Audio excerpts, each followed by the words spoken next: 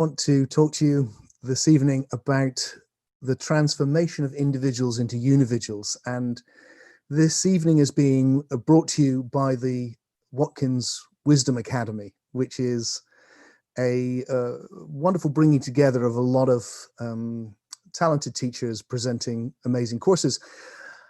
Of course, by me amongst them, a philosophy course, which you are very welcome to check out afterwards. But tonight we've got an hour.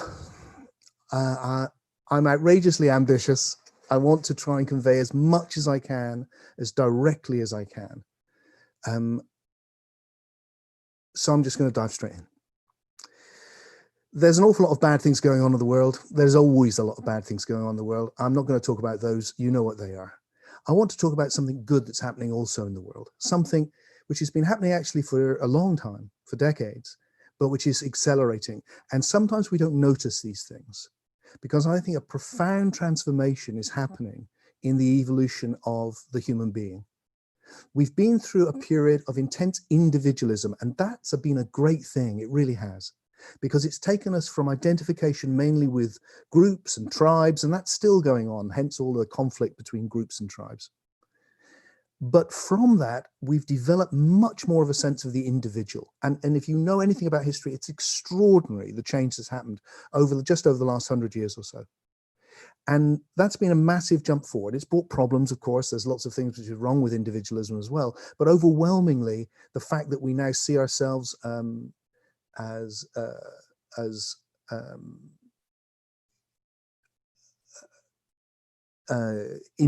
thinking for ourselves, not part of just some unconscious herd, has been a massive step forward. But now I think another level is happening in which we're moving from just isolated individuals into individuals who are conscious of unity with the universe. And I needed a word for this, and I've coined the word unividual. And you can see this everywhere, actually. You know, more and more people care about other human beings on the other side of the planet they'll never meet, who are in distress for whatever reason. This is a completely new phenomenon historically. It's not happened before. You know, most human groups have loved people inside their group, and the rest have been either the enemy or of no interest. That has changed fundamentally. Across species, compassion has reached levels we've never seen, so that human beings genuinely care about tigers or polar bears or even insects. You know, animals that would kill them without thinking about it.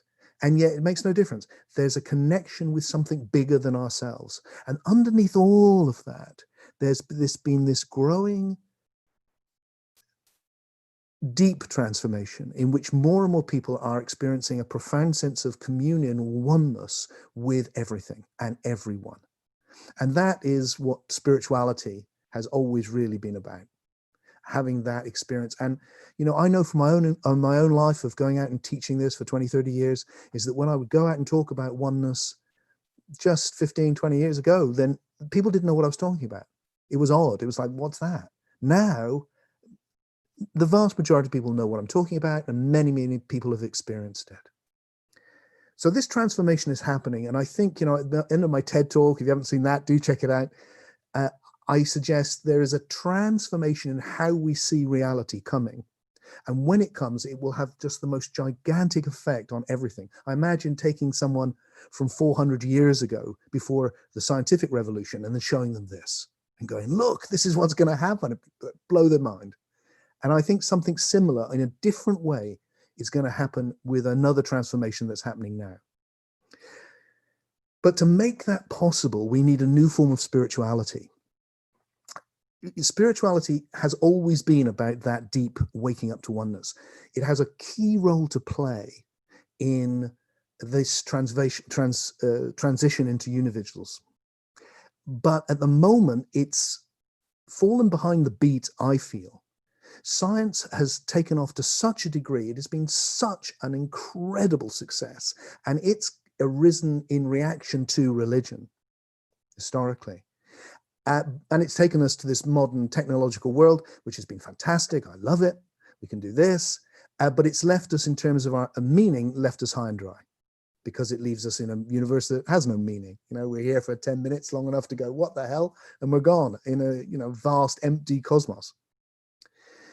And what I feel we need, and what I'm trying to fashion, and what I want to just introduce to you tonight, is what I call a trans-scientific spirituality, and which means a spirituality which transcends and includes the scientific understanding, not hijacks it, misinterprets it, but genuinely can include it, and yet add to it the great wisdom that spirituality's got about the awakening to oneness. So I want to share with you a philosophy. I call it unividualism, which is there. It's a philosophy. It's also practices. We may have time to talk about the practices. We'll see, in which can support us making this transition. And the key, I've come to believe, to bringing together science and spirituality in a meaningful new way is what is arguably the most amazing idea that human beings have ever had, which is the idea that was arrived at 100 years ago, and which has been endorsed by new evidence continually, which is the understanding that the universe is not a thing. It's a process. It's an evolutionary process, that the whole universe, everything, has evolved over a period of 13.8 billion years. I can't think of a bigger idea than that. The understanding that it gives us, that we've moved in that time from basic like hydrogen and helium to you and me here on Facebook and connecting on the internet. That's incredible, isn't it? So I think that's the key idea that can bring it together. But so before I actually attempt to do that, I'm going to dive straight in and just say what I think the essence of deep spirituality is. I'm going to do it really quick, because I think you can get it easier sometimes when it's just direct and quick. So I've written 35 something books. Most of the early books were looking at the different spiritual traditions of the world and going, what's the commonality here? What's the, they're all different, and yet they're all human, and they're all describing life as we experience it. And there's things which are the same because they're just describing a common reality. And the key thing with spirituality is the key question it's asking is, who am I? That's probably the underlying quest. So I want to just dive straight in and go, look, this is the answer that spirituality gives. It says that you are basically a body and a soul. And the word soul is a Germanic root word, and the same word from the Greek is psyche, or psyche, we say. And that's the word that gets used now. And what we're really saying, the simple message there is actually about what you're experiencing now. What it's saying is you are always experiencing two things, aren't you? You're experiencing a flow of sensory experience of being a biological body in a material world, and you're always experiencing imaginal information, the psyche or the soul, which is, in your experience, a non-material realm. It doesn't exist in space. Where are you hearing these ideas? A great way to get it, which I love to use, is to say, look, if you can see it, you can see the difference, because if you home in on your sensory experience right now, you're basically listening to a monkey wearing clothes making funny noises. That's what is happening for your senses. And yet in the psyche or the soul, you are perceiving meaning, but there's no meaning in the sounds. The meaning is in the psyche. So that's your body and your soul. And there's a whole load of spiritual teachings about that. One of which I'm not going to go into, but it's a big one, is that when your body dies, your psyche or your soul, your imagination, that non-material realm, that continues. And that's what the whole thing with near-death experiences and all that's about. That realm, the dream realm, one way you can see it is you're having a waking state and you're having a kind of a dream at the same time, all of the time. And that the state of the psyche, the imagination, is a deeper part of what you are. That's the spiritual message. And then there's this third thing, and this is the key for what I want to talk about today, which in the Western tradition is traditionally called spirit. Spirit meaning essence. Essence from esse, to be. It's your being. This third element is your being. And the tradition, to be very clear about what it is, and it is kind of obvious, is it's the experiencer of both the body and the psyche. So if you can see that right now you're experiencing a flow of sensations and a flow of imagination, spirit or being is the experiencer of that. It's your subjective being. So I'm going to just dive in, and this is I think, the essence of all of the deep mystical teachings of the world. I'm going to give it to you in 30 seconds. So, ready? The deep mystical teaching is your deepest being has no form. Your body has a form. It's a certain, look at this. You can. The psyche is not made of matter. It's intangible, but it's full of forms. Ideas are forms. All the experiences of the psyche have a certain quality to them. But your deep being, the thing which is witnessing all of this, when you go deep inside, you can do it now. You can do it in meditation. It's like so many of the practices are about.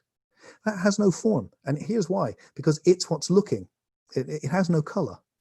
It has no shape. It makes no noise. It's not a thought. It's what's conscious of all of those things. So it intrinsically has no form.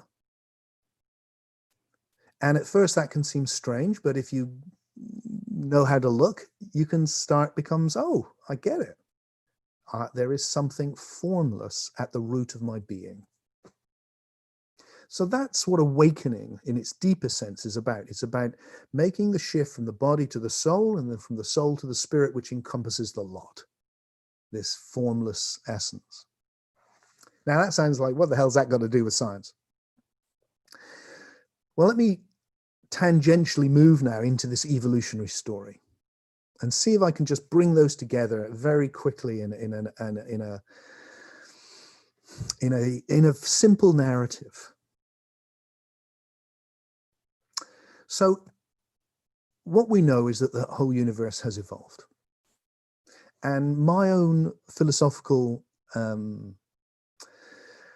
experiment is to say, let's imagine that everything has evolved then. Everything. Everything that exists has evolved, including all the things that spirituality is to do with. And that we've seen this unfolding of this process for the first 10 billion years, the evolution of matter and the universe, the physical universe. And then over the last 4 billion years, we saw on this planet at least the evolution of life. And then from life comes sentience and consciousness, sensory experience. And then at a certain point from sensory experience comes imaginal experience. So that instead of sensing the tree, you're experiencing an image of the tree. And this whole domain of the psyche and the soul has opened up. Now, that's not controversial. That's just straightforward science. But it also feeds into an understanding that I think can unite science and spirituality. Because what it says is, what science does is it cuts things off at the material world. And it does this because it's become enmeshed in a certain philosophy of reductionism. Reduce everything to the simplest components, which is a great way to understand how things work, but a really bad way to understand what things are. For instance, if my body is without doubt made of chemicals, but if you had a pile of chemicals on my chair instead of my body, I don't think it would be, hopefully, not as entertaining. The whole is greater than the parts. And what's happened in this process is that greater and greater wholes have emerged. There's been a continual movement into novelty, which has taken us eventually to the evolution of the psyche or the soul. So that we've actually seen this domain, this non-material domain, arise from a material domain. In fact, if you're familiar with physics, I'm not going to go into this, but if you are, you'll know that there is a pre-material domain, which is understood as information from which the material domain has arisen. So what would be the root of that then? What would be the simplest, if everything has evolved, what would be the ground from which it has evolved? What's the simplest quality which has turned into all of these qualities through this evolutionary process? And when I ask myself that question, I look around me and I think, well, what is the quality that everything has? And the word that comes to mind for me is a very old philosophical word, and that's being. Everything has being. I mean, it's just obvious, but it's interesting. Everything exists. Everything. All these levels, right up to the psyche, it all has being. It exists. So how about this as a way of understanding what this is that we're in? That this is being, a simple quality of being in a process of becoming in ever more emergent ways, starting with the simplest, more complex, more complex, more complex, until here we are. More rich, more depth, more qualities from this simple quality of being, a quality which in itself has nothing to distinguish it apart from that it is. So here's a great description, I think, of what we're in then, which is, if there's one quality taking on all of these other qualities, evolving into everything, a phrase which really captures that for me is, people say in spirituality a lot, it's all one. And I want to suggest that's not quite right. I want to suggest it's more interesting than that. Because it seems to me that actually what this is the one in relationship with itself. And that as it takes on these qualities and it individuates into different things, different processes within the great unfolding, the becoming, it's in relationship with itself. This is the one in relationship with itself, in a process of becoming. The being is the potential. It can be anything. And that's what it's doing. It's realizing the different potentials. And each new thing builds on what's gone before. And each moment that's happening now, right in front of our faces, each moment is building on what's gone before. Next moment, next moment, next moment. And so the universe becomes continually richer, so that being is becoming more. And everything that is the universe in relationship with itself, including you and me. What else could we be? We are the universe. Really, what else could we be? We've arisen from the universe and we're in relationship with it from a particular place. But everything has that quality. Atoms have that quality. Plants have that quality.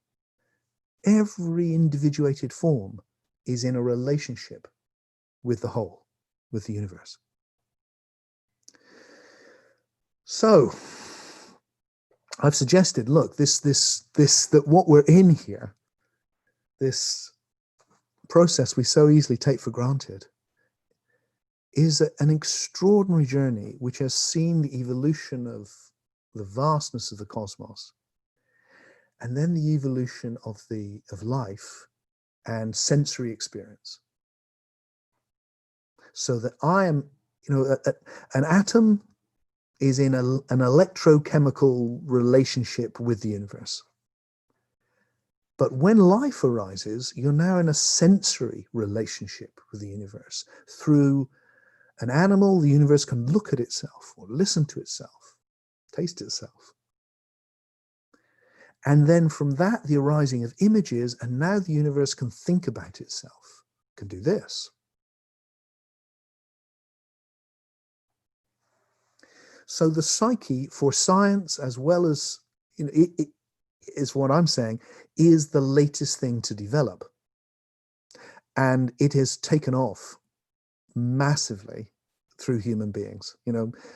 All forms of life specialize in different things. Human beings have specialized in the imagination, the psyche. And the domain of the psyche is huge. Now, as I said, the problem for me with science is that it gets up to biology and then it cuts it dead and it goes, oh, and then the psyche, which is a weird byproduct of biology. Whereas what I'm suggesting is that no, it's a whole domain of reality. The reductionist wants to pull it down and go, the more primitive is real. You'll hear it all the time. Oh, really? It's just this. If you hear that, it's just, it's reductionist. So, Tim, you think you love your wife, but really it's just chemicals in your body.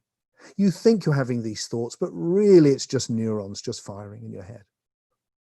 A ghastly philosophy, and wrong. Because the more emergent is not less real. It's just as real. It's just more emergent. So on a primitive level, yeah, there's atoms and subatomic particles and quantum possibilities.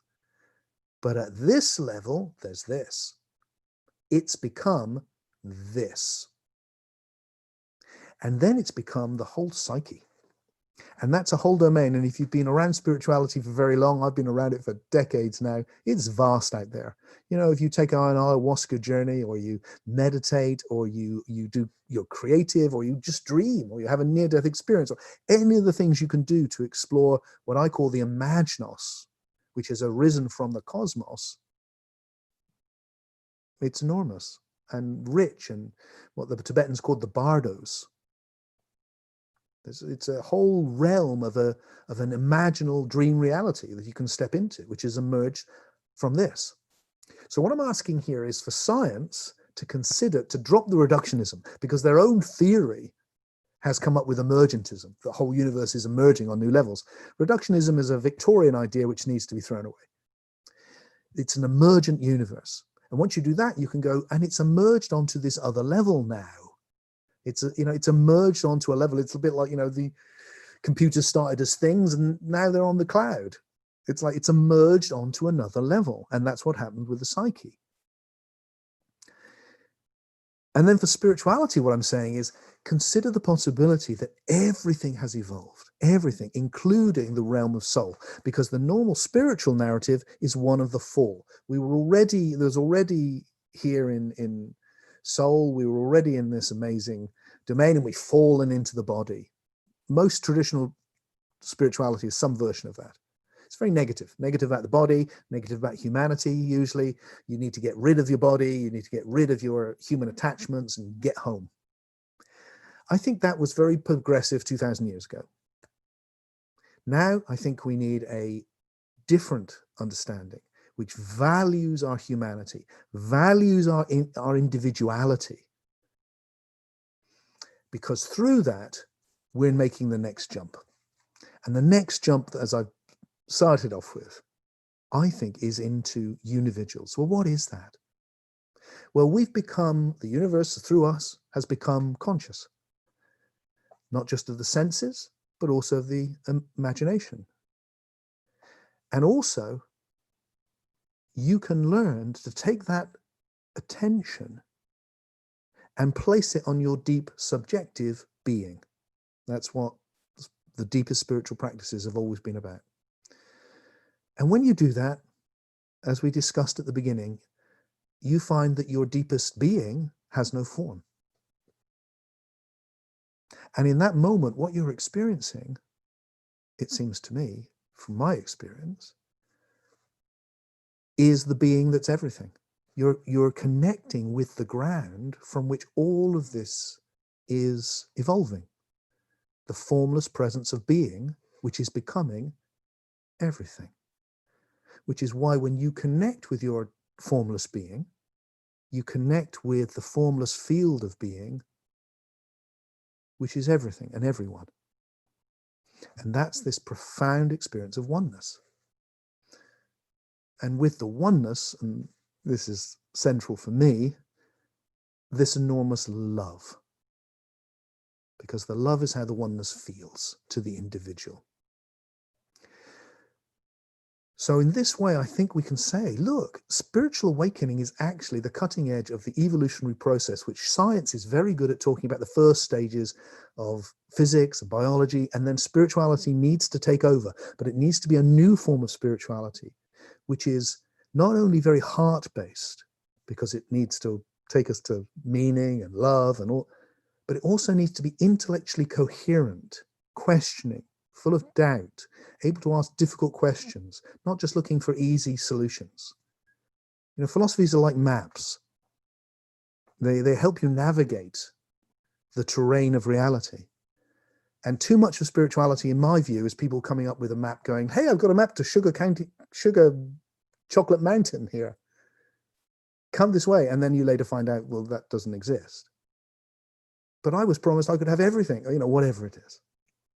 No, we need to grow out of that now, and we need a mature trans-scientific spirituality, which is really grounded in the nature of what it actually is. So,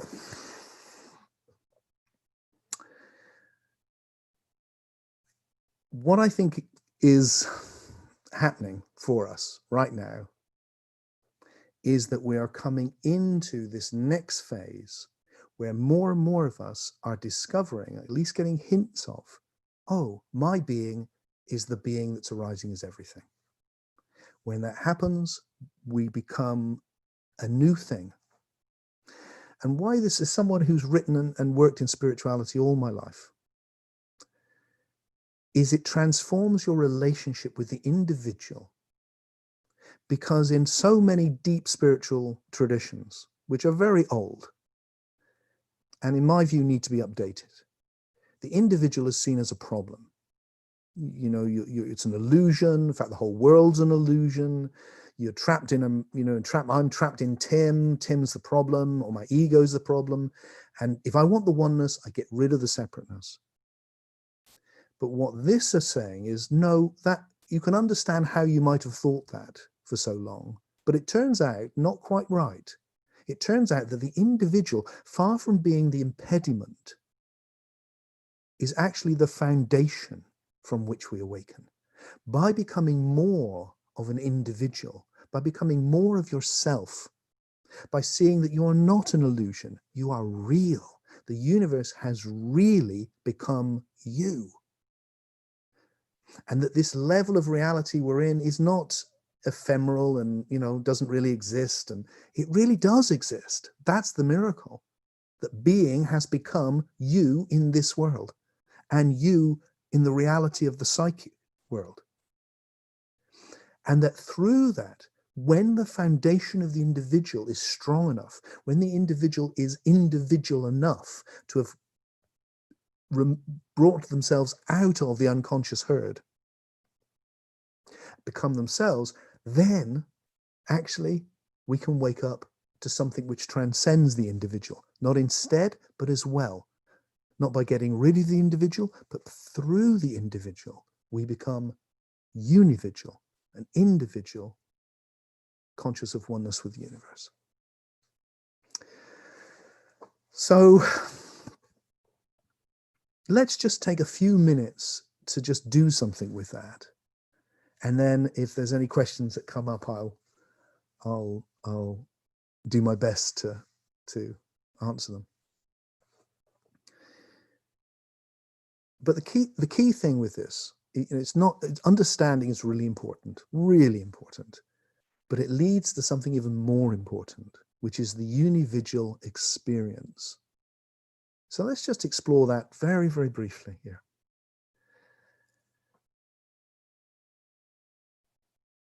Just close your eyes a second, if you can, if you're able to, wherever you are. Settle into yourself. And let's take the attention into being.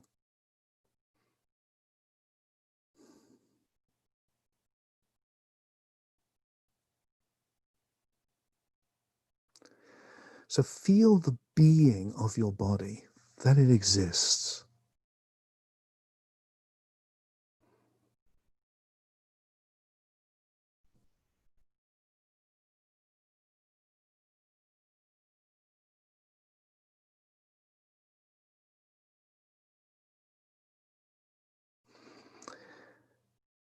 You exist. Your body exists. Feel the being of your body. And feel the being of the air that your body is breathing.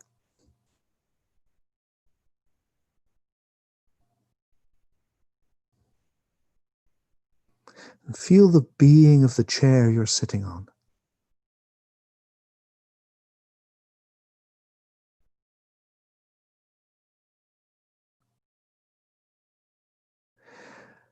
And then with your attention, just ripple out from where you're sitting. And be conscious of the being of everything around you. That quality which everything has. The room, the furniture. If you're outside maybe, or outside your window, the life around you, the air, space, the planet.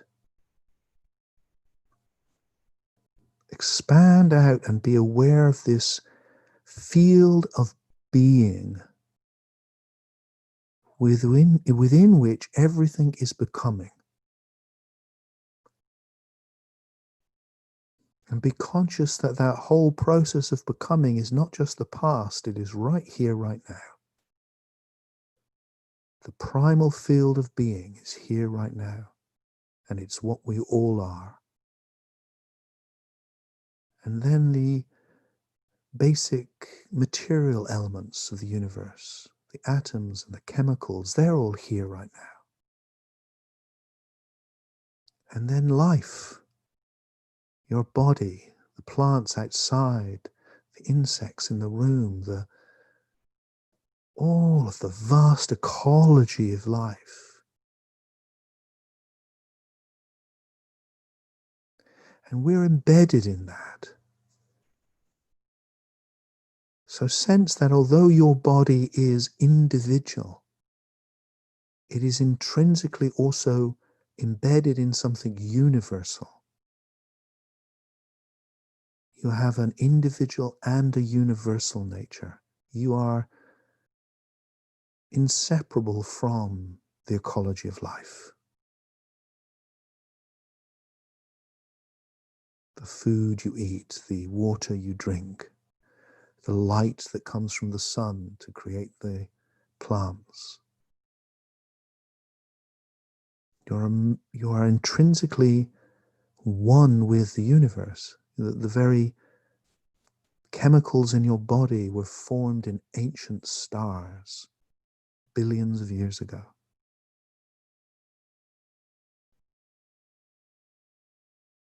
And just sense that you are both an individual expression of something universal, which is your own deeper being.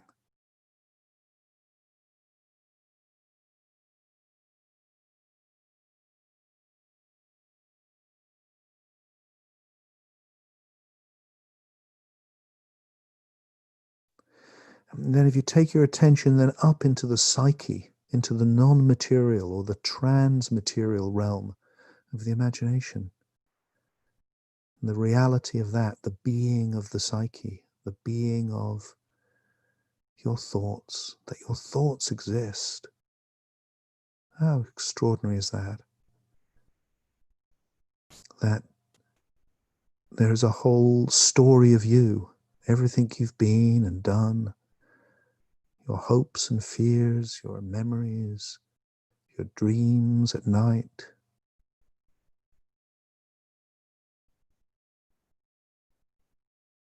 The things that make you an individual soul, psyche. And sense the being of that.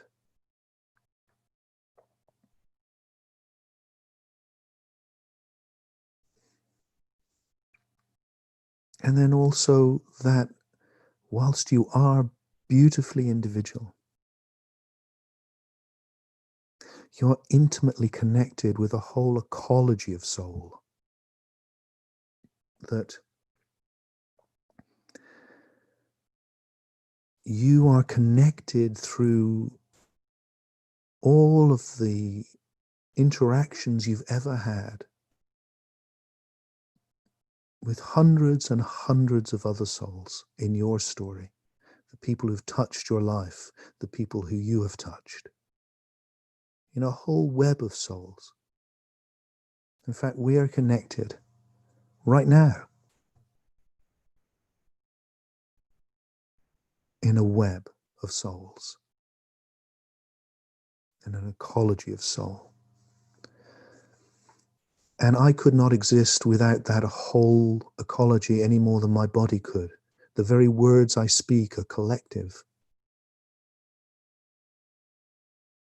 Each word was said by someone in the past for the first time. Every word was said by someone for the first time. And now we share them. The images are shared. The deep, unconscious soul is collective. And once again, sense your individuality and your universal nature.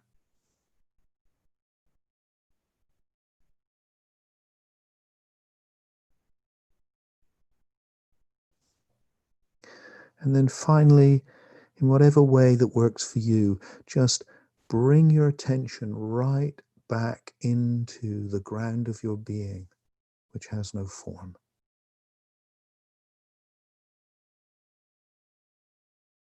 And be the whole thing. The whole process of being, becoming everything.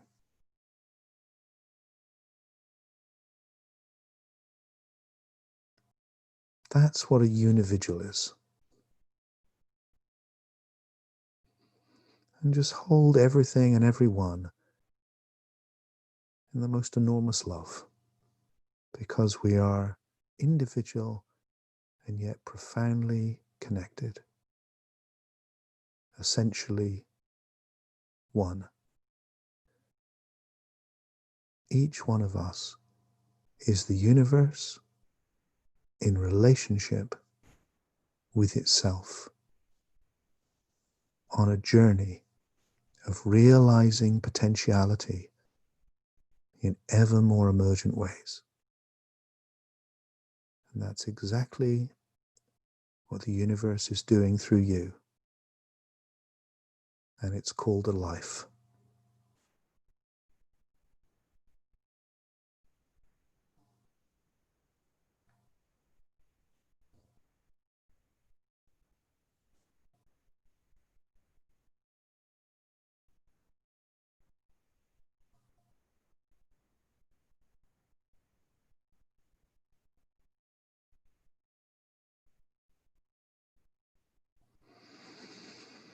And then when you're ready, open your eyes. And I'm going to do my best. So I wish I could hear your voices, but I have your words here. So I'm going to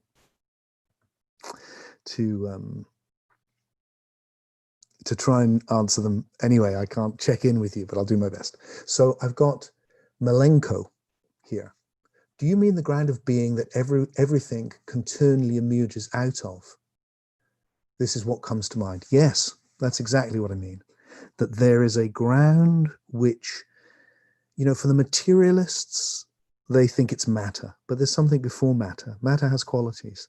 What's the more primitive than matter? Just being, which is arising as a lot of things before matter and then becoming matter. And in spirituality, you'll often hear the word consciousness being used, and I've used it a lot in my life, and I think it's wrong because I think it's too much. I think consciousness arises through the process of evolution. It's a very emergent quality.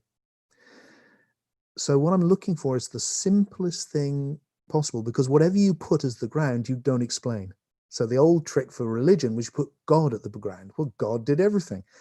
And science didn't accept that because it was like, well, you haven't explained anything at all with that, have you? You've just taken one mystery, what is the universe, and just created another bigger mystery, which is God. God made the universe. Well, what's God? You haven't explained anything with that. So, and that's right. I think science had a good point there. So let's find what's the simplest thing we could put at the beginning. And I'm suggesting being. But just to throw it in, it's a big idea just to throw in, but I've got to now, I've mentioned it, which is, I actually experience God. I have since I was a little boy, not in terms of a big man in the sky, but in terms of this transcendent being of love. So the part of the journey which I think is coming through this unividuation is, I think, what's emerging as we come into a communion with oneness. I think a whole new level of reality is emerging, and that level of reality is the universe conscious of itself, which you could call God. So in this picture, and I'm aware that I'm throwing out big ideas very quickly, but in this picture that I'm playing with, where the more emergent comes last, not first, the greatest qualities is where it's heading. Part of what I'm suggesting is that the universe doesn't come from God, it's going to God, that the whole universe is flowering into God, into a transcendent conscious oneness. That's where it's heading. That's where it's going. And we are part of that. It's through us that is emerging. And you can think of it like, it's like, hey, Tim was just a fertilized egg once. He didn't start off having conversations about philosophy or the importance of love. He just was egg and sperm. And then from that, it's ended up here. And that by metaphor, which you have to handle carefully, the whole universe is doing that. It's growing up into something utterly magnificent, actually. Let's try another one. Stephanie Williams, could we think of the psyche as another dimension like time and space? Do we understand the evolution of thought as our thoughts building on the thoughts of others? That's from Susie, I think. Oh no, I can't tell. I think that's Stephanie. Stephanie, yes. Look, I don't. It is another dimension, but it's not like. But this dimension, time. What we really mean, or what I mean by time, is that everything is a process. So one thing follows another, and that's true of the psyche. That's true it's always true. And in that sense, time is real. When people say it's an illusion, it really, really isn't. Look, everything you ever experience is one thing follows another, and it builds on what's gone before. And then with the arising of the psyche, it's not in space. And in that way, I think you're completely right. It has its own space, doesn't it? You can go into it, you can have dreams, walk around in it, but it's not like this space. But it also has one thing follows another. Now, you can have a psychological time where you can have a lot of experiences in the psyche, where over a very short period of time. I've had that. If you've passed out, you can have whole huge dreams, and then you come around, you've been gone for a few seconds. So the time is not, the measurement of time is not the thing, but another dimension, I think. And that's, and what I'm playing with is, it has emerged from this. So the more primitive gives birth to the more emergent. And that's exactly what's happened. Susie, and yes, our thoughts build on the thoughts of others. Definitely. Everything builds on the past. Everything. That's what this is. Look at every moment. It builds on the past. It builds on the past. And in that way, the past hasn't gone anywhere. It's accumulating. All the information, everything that's come into form is accumulating and forming the wisdom of the universe, or the way things work, the information that makes things work. What's primary? What else could be? Love, experience, manifestation, localizations. No, I don't think any of those things are primary. I think they're all, well, manifestation, depends what you mean by it. There's being in the process of becoming. If that's manifestation, then I would say that's pretty primary. But otherwise, love is a really, have to wait 14 billion years before we really get love going. It's a very emergent thing. It's a bit like my thing about the egg and the sperm. It didn't start, the little egg and the sperm's not there going, oh, it's all love. That took a while. Because it needed to grow into that. And human culture is doing that. That's part of why we're evolving. You go back in history, it's not very loving. But it's more loving now. It's more compassion than there's ever been. Much more. And all those other, so localization, that comes with space. Experience comes with consciousness. These are all emergent properties. More from Susie. I find this interesting, but I come from the consciousness first, material secondary.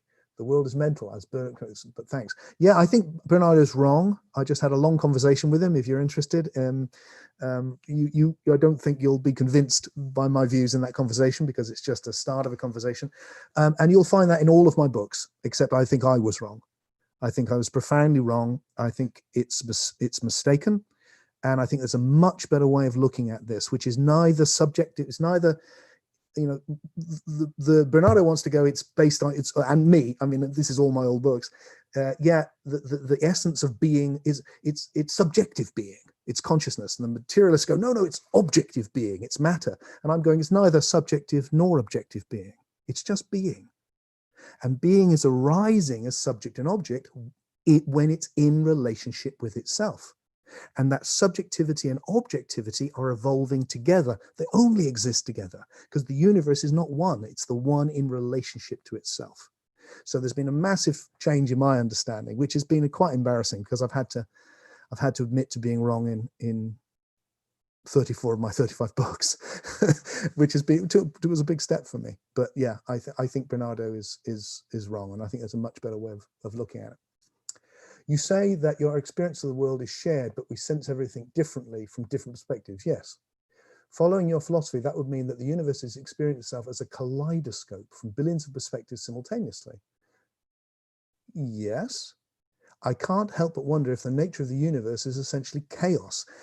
Well, what's amazing, I think, about it is the opposite of that for me, Stephanie, which is just how, the word cosmos means beautiful order. It comes from the same root as cosmetic.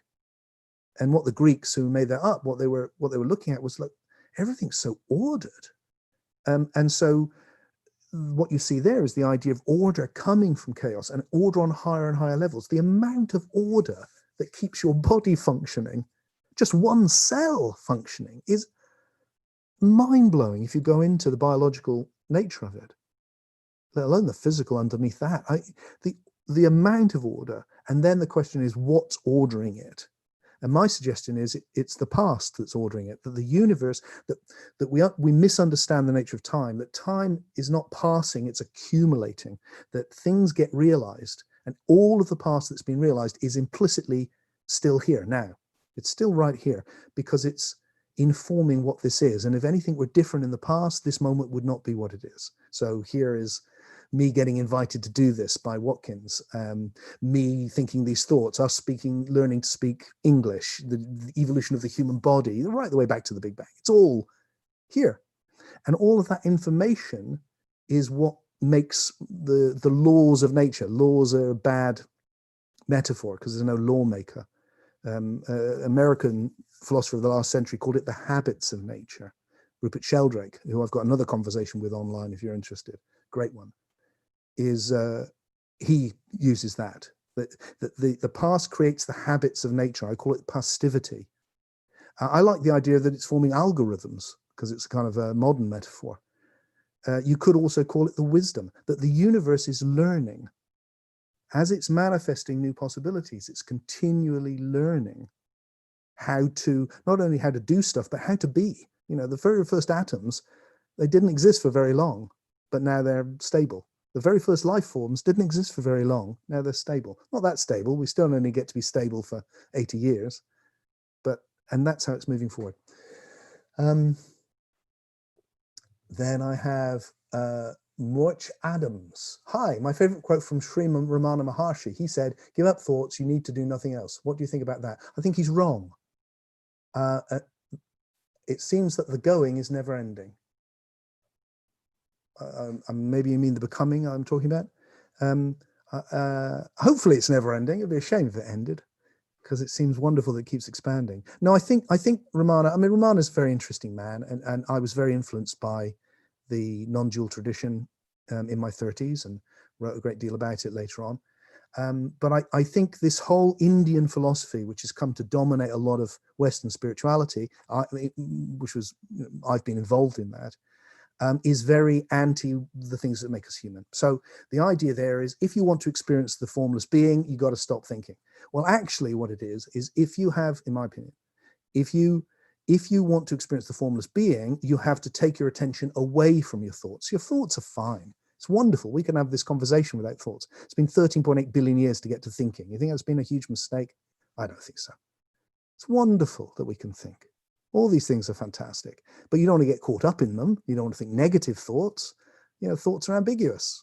Think good thoughts is great. Think bad thoughts is bad. Simple as that.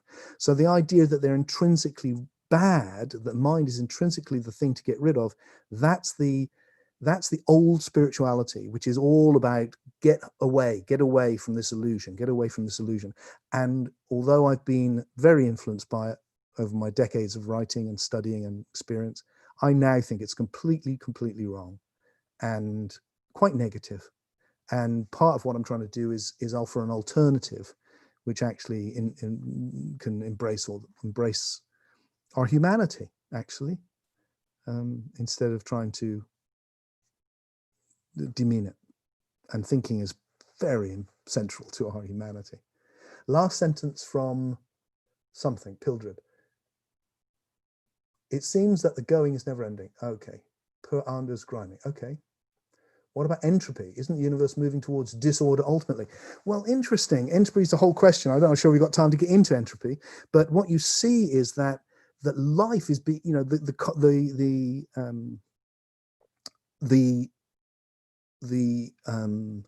more complex the information becomes, the more entropy it has. If you've just got 1 0 1 0 1 0, it's very little entropy. But once you've got 1 0 0 1 1 0 0, you've got masses of entropy, so that the complexity and the increase in form and entropy can go side by side. Hence, human beings have arisen in this solar system with life, creating maximum entropy, and yet look at the complexity and the form. That's the paradox of what we're in. So it's not as straightforward as just all heading for chaos. Look, look at the amount of order. Life, someone said it was to me once, life is like the salmon, swimming upstream. It moves in the opposite direction to the chaos. But the whole universe has moved from hydrogen to this through that complexification, through one thing building on another. And that's what we're doing now. And what I'm trying to do with this philosophy is the same. When I'm critical of Ramana Maharshi, which I am, it's because he did all that great work. And now I can come along after him and go, hey, I think we could take this further. Just like scientists have done on top of, what Einstein did with Newton. I'm not comparing myself, of course, but, you see this same thing. That's what human beings do. We take what the great human beings have done before us and we go, can we take this further? Now, the problem for spirituality is it gets stuck in some crazy idea that somehow everyone knew in the past. And, the more distant it is, sometimes the better. So that the old traditions, we just repeat the old traditions. But the great thing that science did, and that is it turned that on its head and went, no, we need to doubt the old traditions and keep what's good, but also see what's better. And if we hadn't done that, we'd be still writing with quills instead of talking now on Zoom and Facebook. So it's worked. And now we need to do that to spirituality as well. Keep what's good, move on what needs to move on. And then we'll have a trans-scientific spirituality. And that's what I think is absolutely what we need. Let me have a quick look. Have I got anything else here? I think I'm going to just end with a few points, folks, because I've got a few minutes left and I'd like to try and pull this together. So I'm articulating something new, which means that I spend a lot of time dealing with the past, with the other ideas. Hang on, I think this, and that's the way it should be. And you will have a whole load of ideas, of course, and so you should. You're an individual. Some of the things you've read, the people that have impressed you, the ideas you've had yourself. What I want to offer you is a new possibility to consider. And my hope is that you can just give it a little bit of space and allow the possibility, a bit like when Einstein came along and went, yeah, Newton has worked really, really well with this idea that there's an absolute space and an absolute time, but there isn't. It's relative. And suddenly it was hard for people to hear that. And then when they got it, it was, oh yeah. Now, one way or another, it's not just me, but one way or another, that needs to happen with spirituality, I feel. There's something new needs to get born now. And this is my attempt to contribute to it. So I invite you just to consider it with your old ideas, because what I'm suggesting, I think, has a great elegance to it. What I'm essentially saying is, look, this thing that is happening to you now is the process of being, realizing, it's the process of realizing potentiality in ever more emergent ways. And for you, it's happening on the level of soul. It's happened on the level of matter. It's happened on the level of biology. And right now, where it's happening is on the level of soul. And that includes culture, of course, as well. And it means your own individual soul journey. And the deepest place it's happening is what has been traditionally called spiritual awakening, or awakening to your essence, to your being. But we need to see that in a new light now. Not as recovering from some cosmic mistake where you've got caught up in an illusion, or you're being punished for bad karma, or God has got lost in his own dream, or your soul has fallen into the body, which is a tomb, as Plato said, or any of those things. But a much more optimistic, a more life-enhancing and life-affirming view, which goes, no, the whole of reality is the process of becoming in ever more emergent ways. And that's led us to this. And it's leading us now beyond. And all of that is real. The reductionists are wrong. We can't really reduce it just to the basic components. It is the whole thing. And where it's heading, I think, is conscious oneness. It's one of the descriptions for it. That we've had a journey from unconscious oneness through conscious individuality, and we're heading to conscious oneness. So that the great qualities of the universe, love, or social qualities, justice, equality, all the things which really move our souls, these are late arrivals because they're so emergent. The reason the world is like it is, and I started with that thought that the world, there's a lot of bad things in the world, there always is because that's what we're emerging from. And what we're emerging to is what we have to give birth to, what we have to bring in, the new vision of goodness, which we can see and we can add to the journey. So, being in the process of becoming, potentiality being realized in ever more emergent ways, the one in relationship to itself in ever more emergent ways. And that's us. That's all of us. And we've become individuals, still further to go, still more thinking for ourselves to be done, still more emerging out of the unconscious herd to be done. And then we can connect with the deep realization that we are individuals, but we are the universe arising as individuals. And we can be the universe conscious of itself. And that is what awakening has always been. And it feels like love. And it's what the world needs right now.